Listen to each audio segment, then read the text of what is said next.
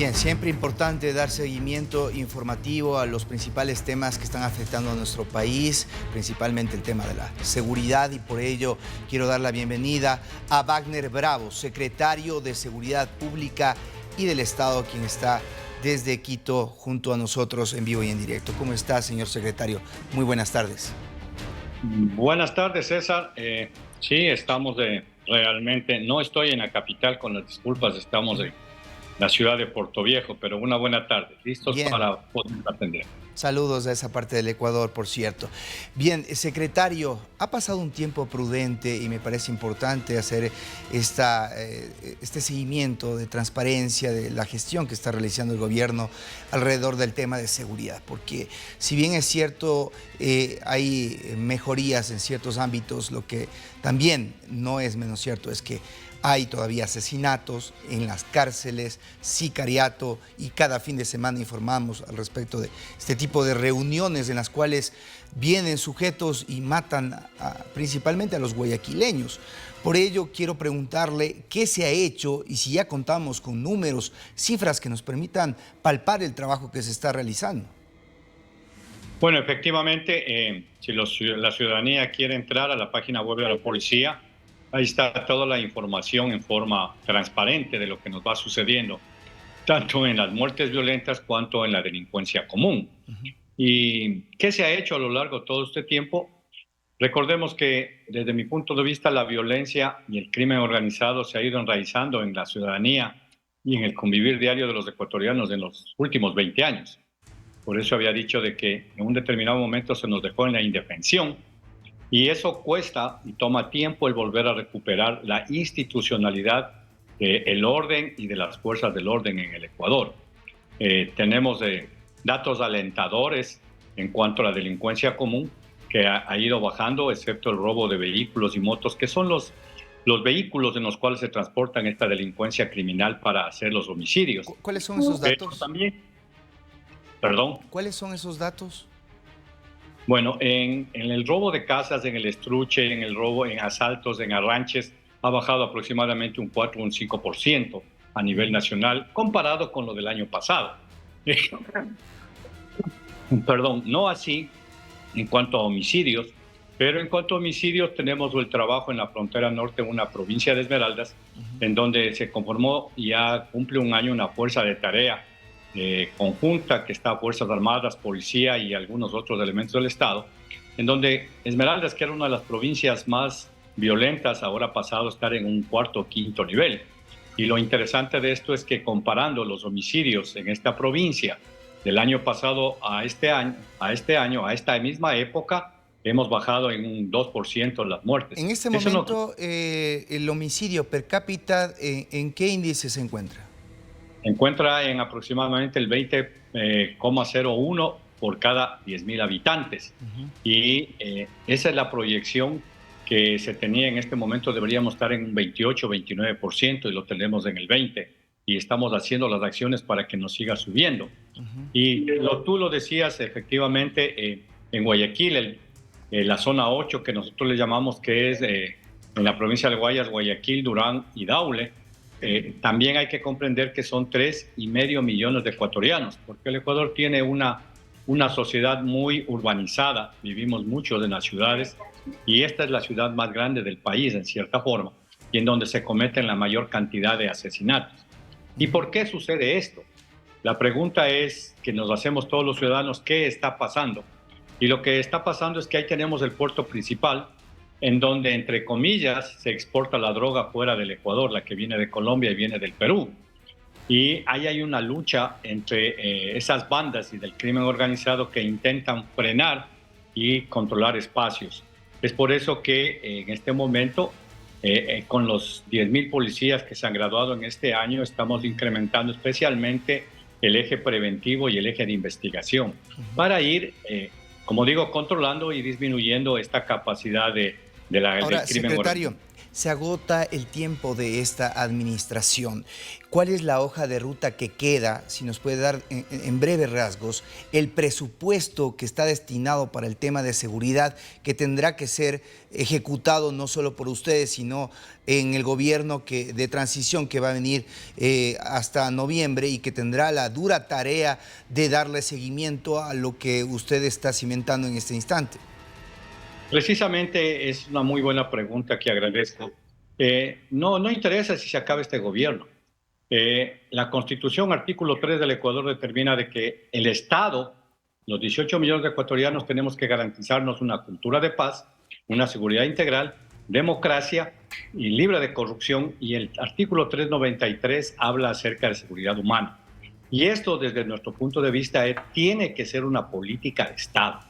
¿Y qué quiere decir una política de Estado? Que no interesa el gobierno que venga, y aquí ustedes saben que tenemos elecciones y esperemos que vayamos hasta noviembre, y al ser una política de Estado, esperamos conversar con el nuevo gobierno para decirle, estas son las bases que se han dejado cimentadas. La posición del presidente Lasso es dejar cimentado el sistema de seguridad pública del Estado, que fue destruido y que nos dejaron en la indefensión hace mucho tiempo, para que en el corto, en el mediano y en el largo plazo sigamos haciendo las acciones correspondientes a fin de bajar esos niveles de violencia. No tiene que ser coyuntural, no tiene que ser porque yo era de este gobierno y el próximo gobierno no sabemos, no puede ser así.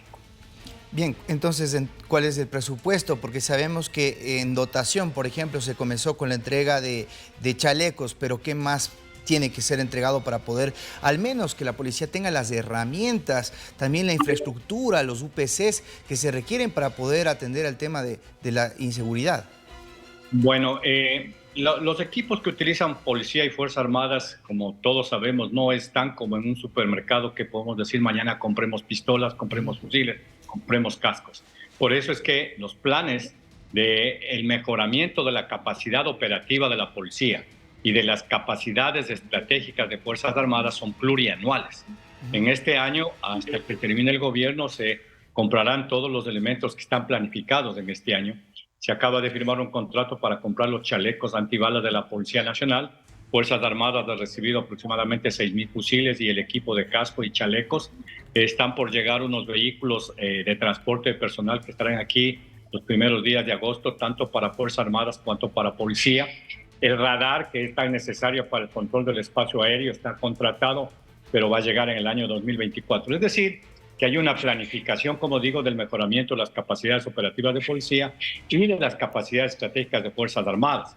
De lo que se trata es dejar, como digo otra vez, la simiente de todo el sistema, que comprende leyes, decretos, políticas, los medios, y no solamente Policía y Fuerzas Armadas, sino también las capacidades operativas y especiales que deben tener los agentes penitenciarios. Bien. En el control. Secretario, respecto al censo penitenciario, en donde se ha establecido que tenemos una población total de 31.321 privados de la libertad, ¿cuál es el porcentaje de hacinamiento? Y me gustaría mucho ser muy preciso en cómo se ha avanzado para mejorar las cárceles y retomar el control, porque este fin de semana pasado nuevamente aparecieron 4 reclusos colgados en la cárcel del Rodeo.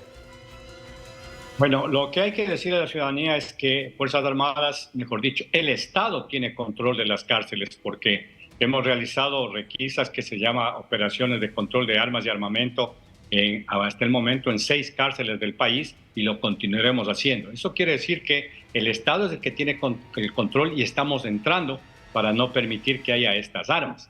Pero desde luego esto nos toma tiempo, porque mientras limpiamos una cárcel, otra cárcel se va contaminando y poco a poco vamos teniendo nosotros problemas. Pero sin embargo, el censo es muy importante y es la primera vez que se hace en el país, en donde, como tú lo dices, son cerca de 32.000 PPLs que tenemos y que nos determina quiénes son, qué delito cometieron, de dónde provienen, de qué sexo son, de qué edad son, para poder hacer una rehabilitación, porque la idea no es solamente de más, ¿no? Libertad, sino buscar una rehabilitación, perdón. ¿Y cuántos están de más también? Que es lo que le preguntaba. No de más, tenemos un 4% o 5% de hacinamiento, y por eso también el censo nos permite la reubicación de algunos PPLs. 4% de hacinamiento. que cuando ya se termine, posiblemente vamos a tener las cárceles sin hacinamiento. Y hay otra cosa que es importante. En la presentación del censo, el presidente ayer presentó un indulto para 130 mujeres que por diferentes características, ya sea por enfermedades graves, por tener niños o porque ya han cumplido su rehabilitación y algún tiempo, fueron dados de indulto. Este censo nos va a permitir eso, porque también nos permite saber quiénes son los procesados que ya tienen, los que están siendo procesados, que todavía no tienen sentencia, y los sentenciados.